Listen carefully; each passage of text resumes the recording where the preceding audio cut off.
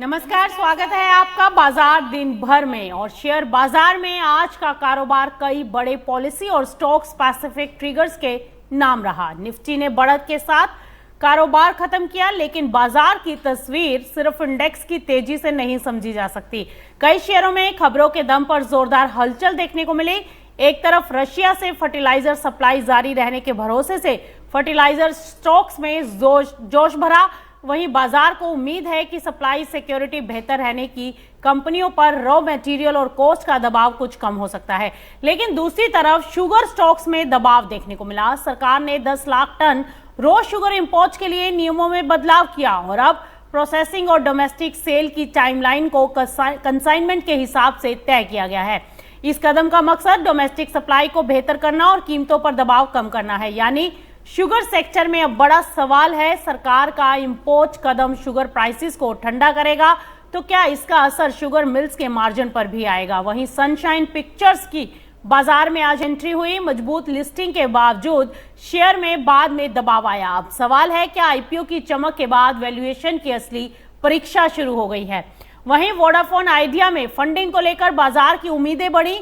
SBI की संभावित भागीदारी और प्रमोटर सपोर्ट के बीच सबसे बड़ा सवाल यही रहा कि क्या नई फंडिंग कंपनी के लिए सिर्फ राहत है या ग्रोथ की कोई नई शुरुआत। उधर सिग्मा एडवांस सिस्टम को रोल्स रॉयस से मिले बड़े लॉन्ग टर्म कॉन्ट्रैक्ट ने डिफेंस और एरोस्पेस में हलचल बढ़ाई, लेकिन शेयर पहले ही काफी तेजी दिखा चुका है। तो क्या अब ग्रोथ के साथ वैल्यूएशन भी बड़ी चुनौती है। और आईआईएफएल फाइनेंस में टैक्स डिमांड की खबर ने शेयर को दबाव में ला दिया। कंपनी ने कानूनी रास्ता अपनाने की बात कही, लेकिन इन्वेस्टर्स की नजर अब इस बात पर है कि इस मामले का वास्तविक फाइनेंशियल इंपैक्ट कितना हो सकता है। यानी बाजार में एक तरफ सप्लाई और पॉलिसी का असर, तो दूसरी तरफ फंडिंग और ऑर्डर बुक की उम्मीद और कहीं टैक्स रिस्क और वैल्यूएशन की चिंता दिखाई दी। अब अगले कुछ मिनटों में आपको दिखाएंगे निफ्टी की पूरी कहानी, मार्केट ब्रेथ, टॉप गेनर्स और टॉप लूजर्स और उन स्टॉक्स का एक्शन जहां आज सबसे ज्यादा हलचल रही। इसके बाद एक्सपर्ट के साथ एक एक बड़ी खबर को खोलेंगे और जानेंगे कहां तेजी के पीछे मजबूत फंडामेंटल्स हैं और कहां सिर्फ न्यूज का इंपैक्ट है, और किन स्टॉक्स में आगे रिस्क और रिवॉर्ड का बैलेंस देखना जरूरी होगा। तो चलिए शुरुआत करते हैं आज के पूरे बाजार के हाल से। शेयर बाजार में आज का कारोबारी सत्र बढ़त के साथ खत्म हुआ। निफ्टी 50 करीब आधा फीसदी की बढ़त के साथ 24,334 के स्तर पर बंद हुआ। लेकिन आज की कहानी सिर्फ इंडेक्स की तेजी की नहीं, क्योंकि बाजार में एक तरफ चुनिंदा शेयरों में जोरदार खरीदारी देखने को मिली, तो दूसरी तरफ मार्केट ब्रेथ यानी बाजार की चौड़ाई कमजोर रही। यानी इंडेक्स ऊपर था, लेकिन बाजार के हर हिस्से में तेजी नहीं थी। आज फर्टिलाइजर स्टॉक्स में रशिया से सप्लाई को लेकर आई खबर का जबरदस्त असर दिखाई दिया और आईपीओ मार्केट में सनशाइन पिक्चर्स ने प्रीमियम लिस्टिंग के साथ शुरुआत की, लेकिन बाद में शेयर में दबाव आया।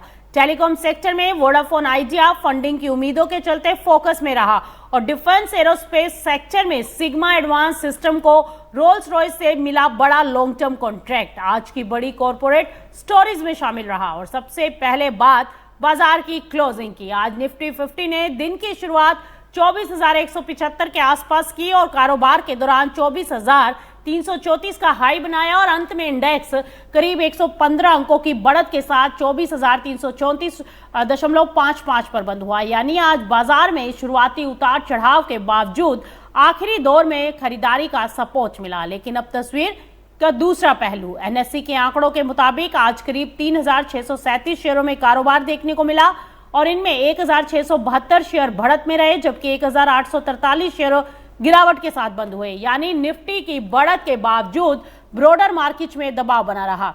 इसे आसान भाषा में समझे तो आज इंडेक्स को चुनिंदा बड़े शेयरों का सहारा मिला, लेकिन बाजार की चौड़ाई पूरी तरह से मजबूत नहीं थी। अब नजर आज के टॉप गेनर्स पर। आज अडानी एंटरप्राइजेस करीब 3.72% की तेजी के साथ सबसे मजबूत बड़े शेयरों में रहा। इसके साथ max health care, Apollo hospitals और इंडिगो में भी खरीदारी देखने को मिली। यानी आज के मजबूत शेयरों की सूची में इंफ्रास्ट्रक्चर के साथ हेल्थ केयर और एविएशन सेक्टर के नाम भी दिखाई दिए।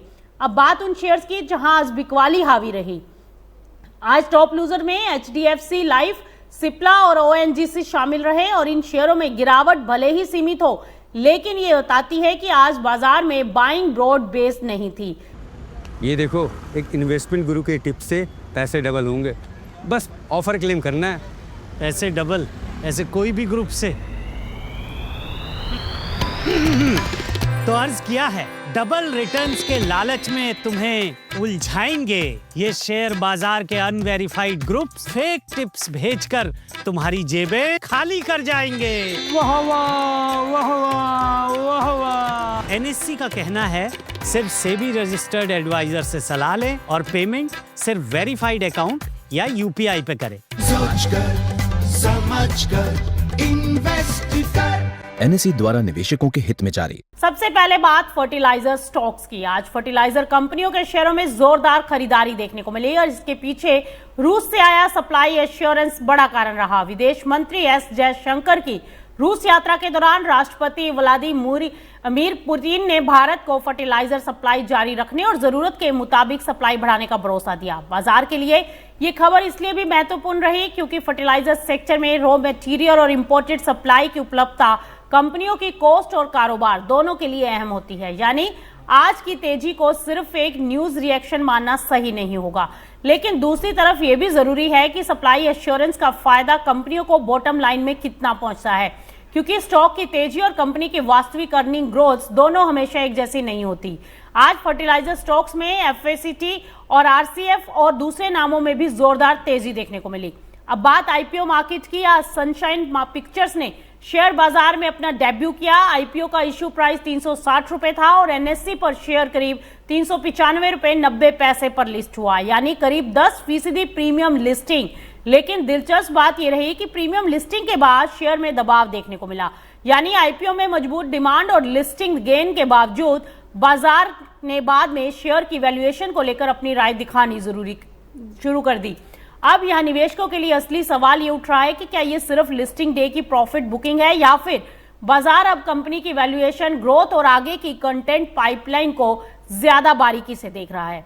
आईपीओ का कुल सब्सक्रिप्शन 100 गुना से ज्यादा रहा, इसीलिए डिमांड में कोई कमी नहीं थी। अब असली परीक्षा सेकेंडरी मार्केट में होगी। अब बात टेलीकॉम सेक्टर्स की। सबसे चर्चित कंपनियों में से एक वोडाफोन आइडिया की। आज वोडाफोन आइडिया के शेयरों में तेजी देखने को मिली और इसके पीछे फंडिंग से जुड़ी बड़ी खबर बड़ा कारण रही।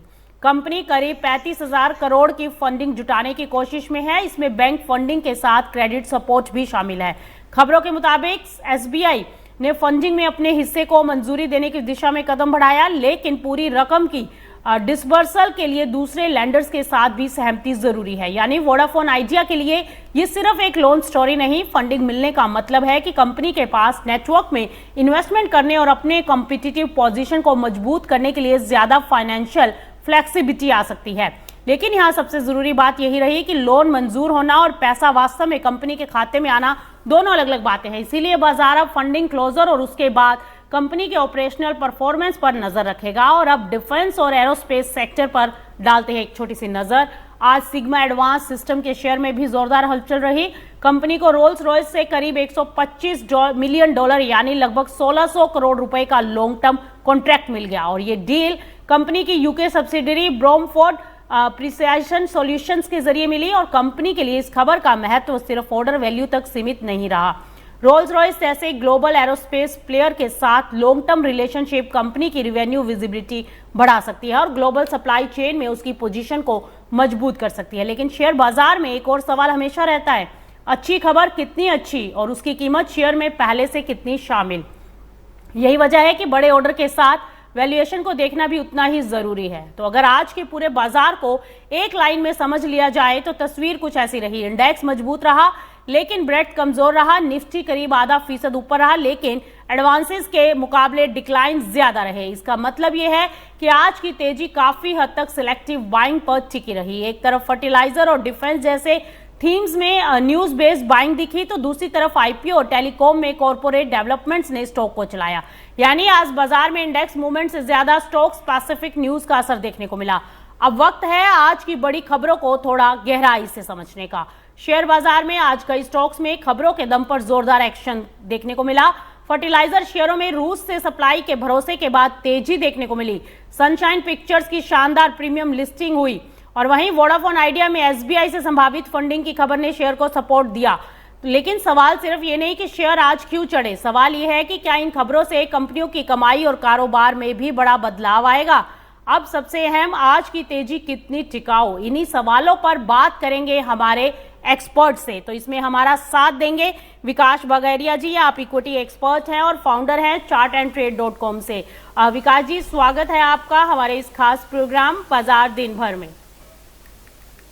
विकास जी, सबसे पहले बात फर्टिलाइजर शेयरों की। आज 25 अगस्त को फर्टिलाइजर स्टॉक्स में जोरदार खरीदारी आ गई और इस तेजी का सबसे बड़ा ट्रिगर बना रूस से भारत को फर्टिलाइजर सप्लाई जारी रखने का भरोसा। विदेश मंत्री एस जयशंकर ने 24 अगस्त को मॉस्को में रूस के राष्ट्रपति व्लादिमीर पुतिन से मुलाकात की और बैठक के बाद रूस की तरफ से भारत को भरोसा दिया गया कि पश्चिम एशिया के तनाव और ग्लोबल सप्लाई चेन में परेशानी के बावजूद भारत को एनर्जी और फर्टिलाइजर की सप्लाई जारी रहेगी। साथ ही भारत के किसानों की जरूरतों को भी देखते हुए फर्टिलाइजर सप्लाई बढ़ाने की तैयारी का भी संकेत दिया गया। तो विकास जी, आपसे जानना चाहेंगे कि रूस से फर्टिलाइजर सप्लाई जारी रहने का भरोसा मिल चुका है, क्या बाजार इसे सिर्फ सप्लाई सिक्योरिटी के तौर पर देख रहा है या आपको लगता है कि इसका सीधा असर फर्टिलाइजर कंपनियों की अर्निंग्स और मार्जिन्स पर भी पड़ सकता है? गुड इवनिंग और सभी दर्शकों को गुड इवनिंग। देखिए, इसको अगर मैं सिर्फ बोलूं तो सप्लाई सिक्योरिटी की तरफ से नहीं मानना चाहिए। देखिए, अगर रूस से जो ये जो सप्लाई का जो वादा मिला है या सिक्योरिटी मिला है, इससे हमारी जो इन्वेंटरी की जो प्लानिंग है वो बेहतर होगी। इमरजेंसी जो स्पॉट पे जो इमरजेंसी बाइंग होती है ना, उस पर काफी हद तक कमी आएगी और प्रोडक्शन की जो विजिबिलिटी है ना वो बढ़ सकती है। इसका जो जब प्रोडक्शन की विजिबिलिटी बढ़ेगी तो इसका जो इम्पैक्ट है हमारी अर्निंग्स पे डेफिनेटली अर्निंग्स पे होगा और अर्निंग्स इंप्रूव होते हुए नजर आएगी कंपनीज की।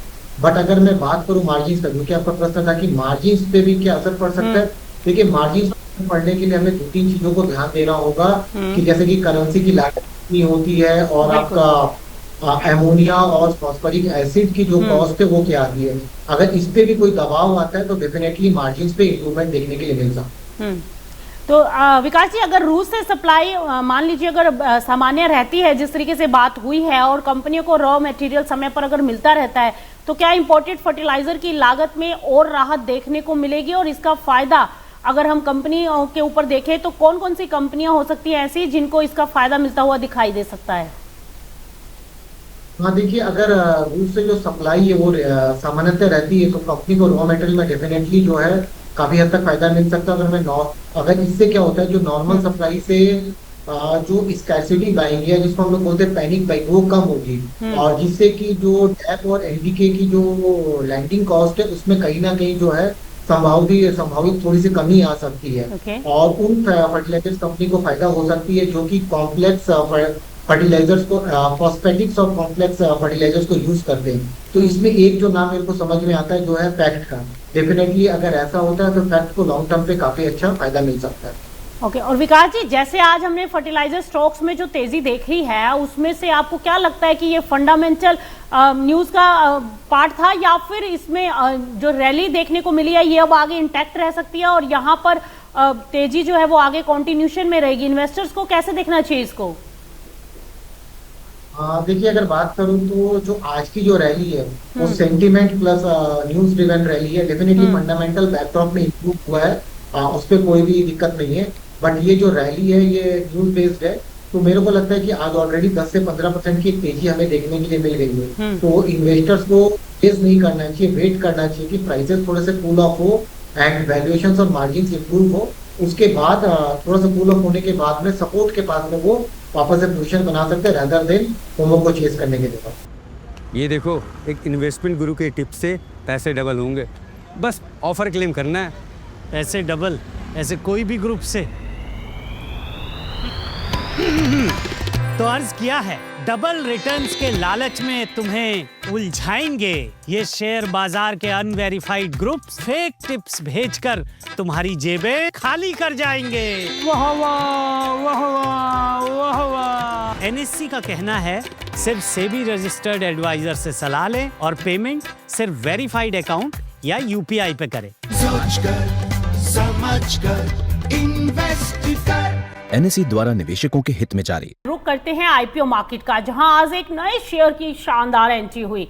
अब बात सनशाइन पिक्चर्स की, क्योंकि फिल्म और टेलीविजन डायरेक्टर प्रोड्यूसर विपुल शाह द्वारा प्रमोटेड सनशाइन पिक्चर्स की आज शेयर बाजार में लिस्टिंग हुई। कंपनी का आईपीओ निवेशकों के बीच काफी जबरदस्त हिट रहा और आईपीओ को कुल 5 गुना से ज्यादा का सब्सक्रिप्शन मिला। एनएससी पर शेयर 395 रुपए 90 पैसे पर लिस्ट हुआ, जबकि आईपीओ का अपर प्राइस बैंड 360 रुपए था। यानी इन्वेस्टर्स को लिस्टिंग पर करीब 10% का प्रीमियम मिल गया लिस्ट होते ही। लेकिन लिस्टिंग के बाद शेयर में मुनाफा वसूली भी देखने को मिली और शेयर 370 रुपए के आसपास तक फिसल गया। अब सवाल यह है कि 105 गुना से ज्यादा सब्सक्रिप्शन और करीब 10% की लिस्टिंग गेन के बाद शेयर में दबाव क्यों आया? चलिए विकास जी से जानते हैं। विकास जी, क्या लगता है सनशाइन पिक्चर्स में लिस्टिंग के बाद भी गिरावट सिर्फ प्रॉफिट बुकिंग माने इसको, या फिर आईपीओ के दौरान बनी उम्मीदों और मौजूदा वैल्यूएशन के बीच अब बाजार दोबारा आपको बैलेंस बनाता हुआ दिखाई दे रहा है? क्या कहेंगे इस शेयर पर? डेफिनेटली देखिए, इसको मैं बोलूंगा कि प्रॉफिट बुकिंग नहीं बल्कि वैल्यू रिकैलिब्रेशन है। देखिए आईपीओ के दौरान जो था ना, ग्रे मार्केट का प्रीमियम बोलिए, एक्सपेक्टेशंस बोलिए, जो सब्सक्रिप्शंस के जो क्वांटम थे, जिसके चलते क्या था ना कि एक हाई पीरियड हुआ था, बट जो एक्चुअल लिस्टिंग हुई वो प्रीमियम भी कंपेरेटिवली कम रहा। तो जिसके चलते एक प्रॉफिट बुकिंग हमें देखने के लिए मिला। मेरे को लगता है कि बाजार आगे चल के अर्निंग्स और फ्यूचर कंटेंट पाइपलाइन की तरफ में ज्यादा ध्यान देगा, जो कि आने वाले दिनों में इसके प्राइसेस को सपोर्ट कर सकते हैं। ओके, तो ऐसे में इन्वेस्टर्स के लिए क्या रिकमेंडेशन होगी विकास जी आपकी? देखिए अभी तो जस्ट ये सनशाइन पिक्चर्स का आईपीओ लिस्ट हुआ है एंड मेरे को लगता है कि आने वाले 1 से 2 क्वार्टर वेट करना चाहिए, देखना चाहिए कि इनके जो फ्यूचर कंटेंट्स कैसे पाइपलाइन पे रहते हैं, मोनेटाइजेशन कैसा होता है। बिकॉज चूंकि ये मीडिया सेक्टर की कंपनी है, तो 1-2 अच्छे प्रोजेक्ट्स या 1-2 खराब प्रोजेक्ट से डेफिनेटली काफी इम्पैक्ट पड़ता है। तो मेरे हिसाब से 1 से 2 क्वार्टर वेट करना चाहिए, इसमें फिर डिसीजन लेना चाहिए। ओके, चलिए अब बात कर लेते हैं वोडाफोन आइडिया की, क्योंकि कंपनी के शेयर में आज करीब 5% तक का उछाल देखने को मिला और कंपनी पर भारी कर्ज भी है और अभी भी घाटा ही हो रहा है, फिर भी शेयर में खरीदारी देखने को मिली है। और इसके पीछे जो है वो 4 बड़े ट्रिगर नजर आ रहे हैं फिलहाल: फंडिंग और प्रमोटर सपोर्ट और एजीआर रिलीफ और एआरपीयू और उसके साथ सब्सक्राइबर ट्रेंड्स में सुधार। मीडिया रिपोर्ट्स की माने तो वोडाफोन आइडिया करीब 35,000 करोड़ रुपए की नई फंडिंग जुटाने की कोशिश कर रहा है और इसमें करीब 25,000 करोड़ का तो बैंक लोन और 10,000 करोड़ की लाइन ऑफ क्रेडिट शामिल है। एसबीआई की तरफ से अपने हिस्से के लोन को मंजूरी देने की भी खबर है, लेकिन पूरी फंडिंग के लिए दूसरे लैंडर्स की भागीदारी भी जरूरी होगी। अब यहाँ पर सवाल उठता है कि अगर फंडिंग मिल भी जाती है तो क्या इससे वोडाफोन आइडिया की टर्न अराउंड स्टोरी मजबूत हो जाएगी? विकास जी, आपको क्या लगता है कि वोडाफोन आइडिया के लिए फंडिंग सबसे बड़ी इस समय जरूरत है, और अगर करीब 35,000 करोड़ की फंडिंग पूरी भी हो जाए तो क्या लगता है कि कंपनी की फाइनेंशियल पोजीशन में वास्तविक में कुछ बदलाव आएगा, या फिर ये सिर्फ अगले कुछ सालों के कैपेक्स को फंड करने तक सीमित रहेगा? देखिए वोडाफोन आइडिया की जो टर्न अराउंड स्टोरी है काफी दिन से चल रही है एंड डेफिनेटली ये जो फंडिंग है, जैसा कि आपने बोला 4 चीज, तो देखिए ये 4 पिलर इसके टर्न अराउंड स्टोरी को मतलब सपोर्ट दे सकते हैं। देखिए फंडिंग एक बहुत बड़ा पॉजिटिव है वोडाफोन आइडिया के लिए, क्योंकि जो नेटवर्क एक्सपेंशन बोलिए, 5G 4G कवरेज को और अच्छा करना बोलिए या 5G का रोल आउट बोलिए, इससे जरूरी कैपिटल की दरकार थी, जिसके लिए कंपनी काफी से प्रयासरत थी, जो कि कंपनी को मिलता हुआ नजर आ रहा है। हाँ, लेकिन ये सारी की चीजें जो है बैलेंस शीट के प्रॉब्लम को खत्म नहीं करेगी। आने वाले दिनों में हमें देखेंगे कि कंपनी को बैलेंस शीट में अभी भी दबाव देखने के लिए मिलेगा, जहाँ पे कि इसका एजीएम और स्पेक्ट्रम की लायबिलिटीज अभी भी बढ़ी है। इसलिए फंडिंग से मैं ये बोल सकता हूँ कि कंपनी जो अभी तक सर्वाइवल मोड पे थी, वो सर्वाइवल मोड से निकल के कंपनी कॉम्पिटिटिव मोड पे आ सकती है। लेकिन टर्न अराउंड जो होगा, इसका रियल टर्न अराउंड हमें देखने के लिए मिलेगा एआरपीयू, सब्सक्राइबर रिटेंशन और एबिटा पे, एंड जहाँ पे जिसका सब्सक्राइबर जो छोड़ के जा रहे थे रिटेन होंगे और जब फ्रेश सब्सक्राइबर ऐड होते हुए नजर आएंगे, तब हमें देखने के लिए मिलेगा कि हाँ डेफिनेटली कंपनी का थोड़ा सा टर्न अराउंड आ रहा है। ओके, तो यानी सब्सक्राइबर पर नजर रहेगी। और विकास जी, एसबीआई की संभावित भागीदारी को आप कितना बड़ा कॉन्फिडेंस सिग्नल मान रहे हैं इस समय पर, क्योंकि इससे क्या लगता है कि इससे दूसरे बैंक्स और लैंडर्स के लिए भी रास्ता खुल सकता है? हाँ जी, डेफिनेटली। देखिए एसबीआई का लीड लेंडर होना ये बाकी लेंडरों के सामने एक बहुत ही बड़ा कॉन्फिडेंस बूस्टर रहेगा।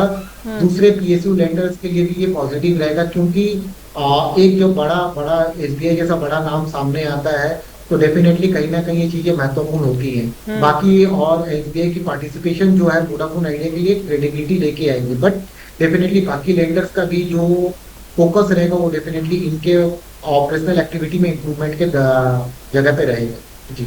और अगर अब बात सिग्मा एडवांस सिस्टम की कर ली जाए तो डिफेंस और एरोस्पेस सेक्टर की इस कंपनी के शेयर में भी आज 5% का अपर सर्किट लगता हुआ दिखाई दिया। कारण रहा रोल्स रॉयस से मिला करीब 125 मिलियन डॉलर यानी लगभग 1600 करोड़ रुपए का लॉन्ग टर्म कॉन्ट्रैक्ट। ये कॉन्ट्रैक्ट कंपनी की यूके सब्सिडरी ब्रॉमफोर्ड प्रिसाइजन सॉल्यूशन के जरिए मिला और कंपनी के मुताबिक इस डील के तहत aero engine rings, casings, lock plates और दूसरे महत्वपूर्ण इंजन स्ट्रक्चर्स बनाए जाएंगे। लेकिन खबर सिर्फ 1600 करोड़ रुपए के नए ऑर्डर की नहीं है। कंपनी को इससे पहले रोल्स रॉयस से करीब 300 मिलियन डॉलर का लॉन्ग टर्म एग्रीमेंट भी मिल चुका है। यानी कि दोनों समझौतों को अगर जोड़कर देखें तो कुल कॉन्ट्रैक्ट वैल्यू करीब 425 मिलियन डॉलर यानी लगभग 5400 करोड़ रुपए तक पहुंचती है। अब यहां पर दो बातें बहुत जरूरी हैं। एक तरफ कंपनी को ग्लोबल एरोस्पेस प्लेयर से लगातार बड़े ऑर्डर मिल रहे हैं, तो दूसरी तरफ 2026 में शेयर पहले ही करीब 269% चढ़ चुका है। यानी ग्रोथ स्टोरी मजबूत दिखाई दे रही है, लेकिन सवाल वैल्यूएशन का भी है। विकास जी, रोल्स रॉयस से लगातार बड़े लॉन्ग टर्म कॉन्ट्रैक्ट मिलना सिग्मा एडवांस सिस्टम की रिवेन्यू विजिबिलिटी और ऑर्डर बुक के लिए कितना बड़ा आप पॉजिटिव सिग्नल मानते हो? डेफिनेटली देखिए, अगर मैं सिग्मा एडवांस सिस्टम की जो रॉयल्स रॉयस से जो अभी लगातार बड़े लॉन्ग टर्म ऑर्डर्स मिल रहे हैं एंड ये जो 1600 करोड़ का ऑर्डर जो मिला है उनके अभी रिसेंटली में एक्वायर्ड ब्रॉमफोर्ड प्रिसिजन के द्वारा, तो ये देखिए डेफिनेटली दर्शाता है कि इनका जो अभी जो इनके बीच की जो कस्टमर रिलेशनशिप और प्लानिंग है वो मजबूत होते हुए नजर आएगी। जब कभी कोई रिपीट ऑर्डर मिलता है तो ये दिखाता है कि केवल वो मतलब वो बंदा वेंडर नहीं रह गया, एक वेंडर नहीं रह गई है, बल्कि एक स्ट्रेटेजिक सप्लाई चेन का पार्टनर बन चुका है, उसके दिशा पे बढ़ते हुए नजर आ रहे हैं। और अगर मैं बात करूं तो जैसे भी अभी रिसेंटली में इन्होंने एक्वायर भी किया था ब्रॉमफोर्ड को, और जिसके चलते जो इनको कस्टमर एक्सेस बोलिए, अप्रूवल बोलिए, इनके मैन्युफैक्चरिंग प्रेजेंस मिली है, डेफिनेटली नो डाउटली इसके लिए बहुत बड़ा चीज है। सप्लाई चेन में डीपर एंट्री मिलेगी एंड उसको एक ग्लोबल प्रेजेंस के तौर पे देख पाएंगे हम, जहाँ पे कि यूके मैन्युफैक्चरिंग पे भी इसको प्रेजेंस मिलता हुआ नजर आएगा। हाँ, डेफिनेटली स्टॉक चल चुका है एंड थोड़ा सा यहाँ पे कॉशियस रहने का दरकार है। ओके विकास जी, अब बात करें अगर एक ऐसे शेयर की जिसमें आज अचानक तेज गिरावट आ गई। हमने देखा कि IIFL फाइनेंस के शेयर्स करीब जब बाजार में खबर आई उसके बाद ये 8% तक लुढ़के थे। गिरावट की वजह बनी कंपनी और उसकी material subsidiary IIFL home finance को जो मिला बड़ा टैक्स डिमांड मिला। IIFL होम फाइनेंस को करीब 963 करोड़ रुपए का टैक्स डिमांड मिला है। वहीं IIFL फाइनेंस ने यह बताया है कि उसके अपने मामले में पहले बताए गए टैक्स डिमांड को घटाकर अब 23 करोड़ 78 लाख किया गया। अब इस टैक्स डिमांड को लेकर कंपनी का पक्ष भी यहां पर समझना बेहद जरूरी है।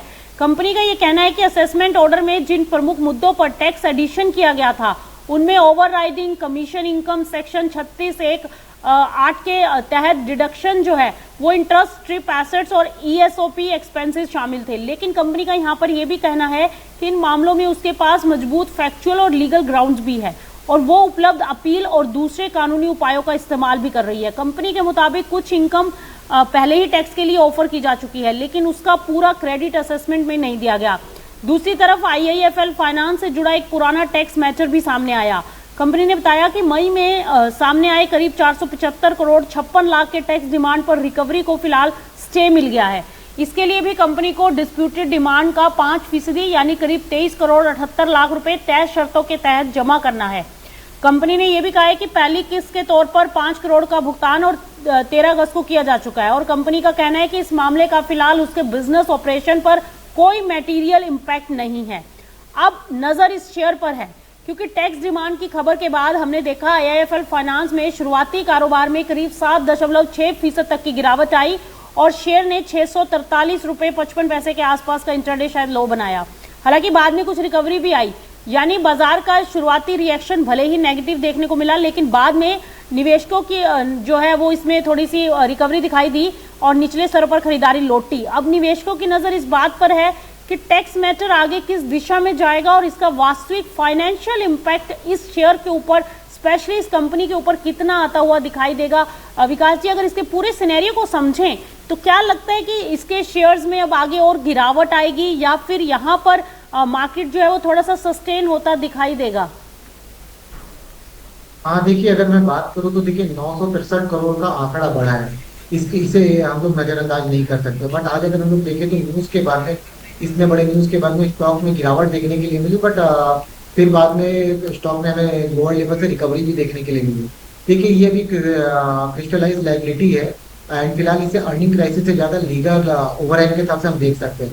मेरी नजर तीन चीजों पर रहेगी। सबसे पहले एफिलिएट अथॉरिटी से इंटरिम रिलीफ, वो क्या आता है, स्टे मिलता है या नहीं मिलता है, कंपनी को अकाउंटिंग प्रोविजन बनाना पड़ता है या नहीं, और सबसे बड़ी चीज क्रेडिट रेटिंग एजेंसी इसे कंटिंजेंट लायबिलिटी को कैसे एसेस करती है। ठीक है। तो ये तीन चीजों के बाद हमें लगेगा कि देखने के लिए कि स्टॉक्स कैसे बिहेव करता है। वैसे देखिए डेफिनेटली लास्ट में कुछ ऑर्डर्स में कुछ स्टे भी मिला हुआ है एंड कंपनी जैसे बता रही है कि उनके पास और भी लीगल स्ट्रक्चर्स हैं एंड जिसको एक्सप्लोर कर रहे हैं। मेरे को लगता है कि थोड़ा सा वेट एंड वॉच करना चाहिए इसमें। बिल्कुल ठीक है विकास जी, बहुत बहुत शुक्रिया हमारे साथ जुड़ने के लिए और हमारे सारे सवालों के जवाब हमें देने के लिए। तो आपने सुना विकास जी का साफ कहना था कि कंपनी के स्ट्रक्चर्स को बड़े अच्छे से ध्यान से देखना होगा। तो फिलहाल आज बाजार के दिन भर से जुड़ी जो भी अपडेट्स थे उसमें फिलहाल इतना ही। आप देखते रहे मार्केट टाइम्स टीवी, क्योंकि खबरों का सिलसिला यूं ही जारी है।